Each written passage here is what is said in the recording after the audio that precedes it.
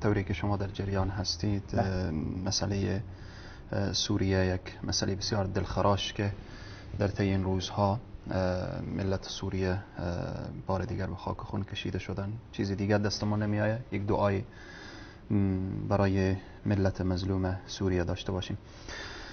الحمد لله رب العالمين والصلاة والسلام على رسول محمد وعلى آله وأصحابه أجمعين. قال الله تبارك وتعالى في القرآن العظيم: فأعوذ بالله من الشيطان الرجيم إن بطش ربك لشديد. صدق الله العظيم.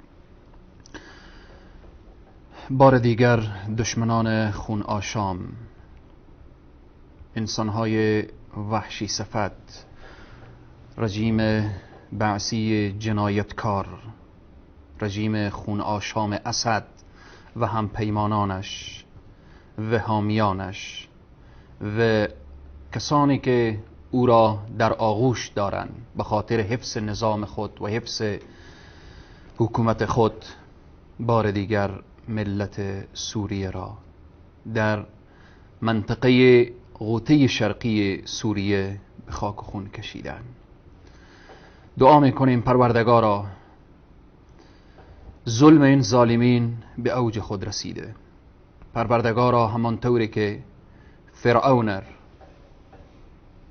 به دریا غرق کردی و جسدش را مایه عبرت برای دیگران گذاشتی، پروردگارا همانطوری که قلدران دنیا همچون نمرود و نمرودیان را از بین بردی، پروردگارا این رژیم خون آشام وحشی و جنایتکار اسد را تو به زمین فرو ببر و ملت سوریه را از چنگال این ظالمین نجات بده.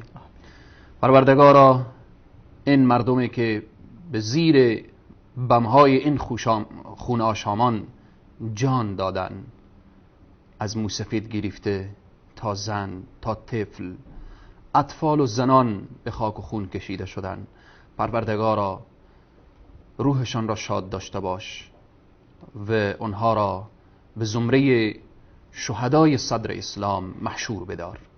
پروردگارا مجروحانشان را، زخمیهایشان را، اونهایی که زخم برداشتن، شفای عاجل و کامل عنایت بفرما.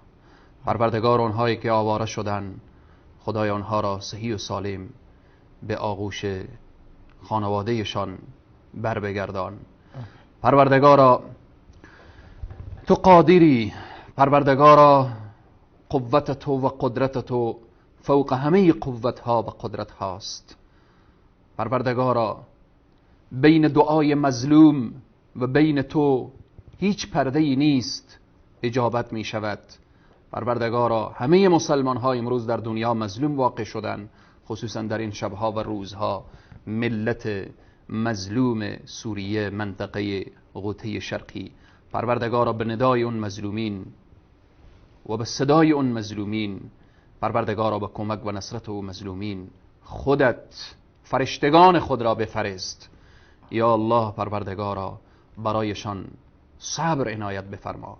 خدای مجاهدینی که در مقابل این رژیم خون آشام می جنگن، پروردگارا مجاهدین را پیروز، سرفراز و سربلند، فتح و ظفر و پیروزی را پروردگارا نصیب ملت مسلمان مجاهد خیز سوریه، پروردگارا فتح و ظفر نصیبشان بگردان.